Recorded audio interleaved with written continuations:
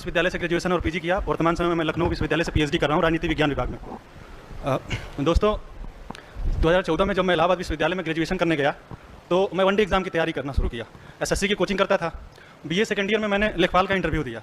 Interview में मेरा चयन नहीं हो पाया।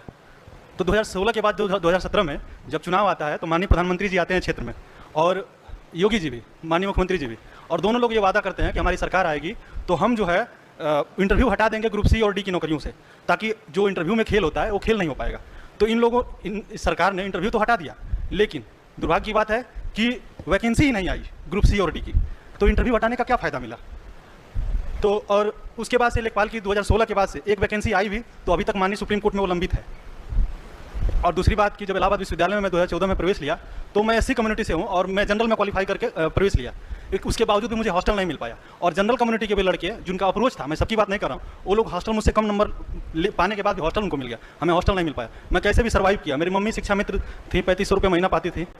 मेरी 4 बहनें हैं, वो भी पढ़ती थी। मतलब कैसे भी करके मेरा हॉस्टल से, सर मैं ज़्यादा तो लेट नहीं कर रहा हूँ ना, ज़्यादा देर तक रिलैक्स करो भैया। ओके। तो मैं कैसे भी करके अफोर्ड किया, ग्रेजुएशन किया। फिर एसएससी के जो एग्जाम हो रहे थे उसमें 2017 में पेपर लीक हुआ एसएससी सीजीएल का, और उसमें खुराना उस समय अध्यक्ष थे एसएससी के। और उसके बाद वैकेंसी आना लेट हो गया एसएससी का, और तो मैंने निर्णय लिया कि मैं पीजी कर लूँ। एसएससी की प्रिपरेशन से मैं हट गया। मैं पीजी कर लिया, नेट क्वालिफाई कर लिया, 3 बार मैं नेट क्वालिफाई हूँ। उसके बाद मैंने बीएड किया गोरखपुर यूनिवर्सिटी से, और बीएड करने के बाद मैं सीटेट कर लिया, टेट निकाल लिया, और 82 नंबर चाहिए एससी के लिए, मेरा 100+ है सीटेट में। तो उसके बाद भी 5 सालों से कोई वैकेंसी नहीं आई और मैं अब तक बेरोजगार हूँ। पीएचडी कर रहा हूँ, उम्मीद है, लेकिन वैकेंसी नहीं आ रही है तो थोड़ा डर लग रहा है कि इतना संघर्ष के बाद इतना आगे बढ़े और कुछ हो नहीं रहा है। मेरी बहन है, मुझसे छोटी है, 3 साल मुझसे छोटी है। बिहार का जब फॉर्म आया, बीएड करने के बाद वो एमएड की, बिहार का जब फॉर्म आया तो मैंने तेजस्वी जी के नेतृत्व में, तो मैंने वो फॉर्म उससे भरवाया। बोली भैया आप भी भर दो। बोला नहीं, मैं नहीं भरूंगा, क्योंकि 2 साल पहले मैं पीजीटी का फॉर्म यूपी में भरा हूँ, 6 महीने में एग्जाम हो जाएगा, तुम इसको भर लो और साल 1.5 साल में भी क्लियर हो जाएगा। तो मैं पीजीटी का फॉर्म नहीं भरा। मेरे पास डिग्री होते हुए सब कुछ होते हुए बिहार कह लिए, मुझे लगा कि यूपी में मेरा एग्जाम ही हो जाएगा। तब तक एग्जाम जो है अब तक नहीं हुआ है पीजीटी का यूपी में। 2.5 साल पहले मैं फॉर्म भरा था। असिस्टेंट प्रोफेसर वाला भी एग्जाम नहीं हुआ। एडवर्टाइजमेंट 51 का जो 2 साल पहले फॉर्म भरा गया। तो हम लोग उम्मीद कर रहे हैं कि सरकार शिक्षा सेवा चयन आयोग बना रही है, और कि शिक्षा सेवा चयन आयोग बना रही है कि हम वैकेंसी को बहुत नियमित कर देंगे, बहुत सही समय से कर देंगे।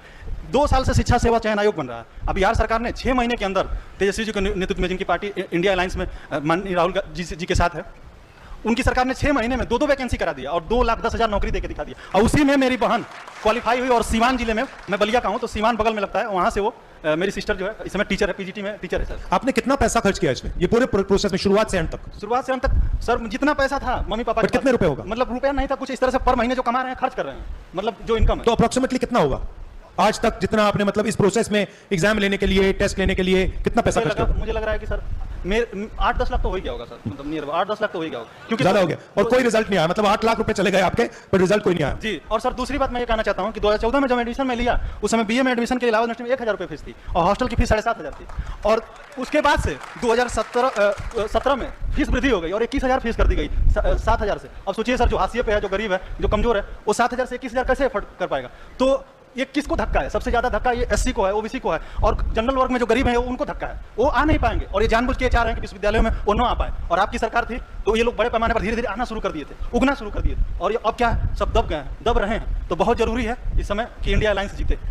और मुझे और सर एक बात और कहना चाहता हूँ, मेरा कोर्स वर्क चल रहा है, वहाँ 1-1 दिन अटेंडेंस लगता है। यहाँ आने का मतलब मेरा मन था, लेकिन मैं सोच रहा था मैं राहुल जी से मिल नहीं पाऊंगा या दूरी से देखूंगा तो मतलब मिल पाऊंगा कि नहीं, ये था।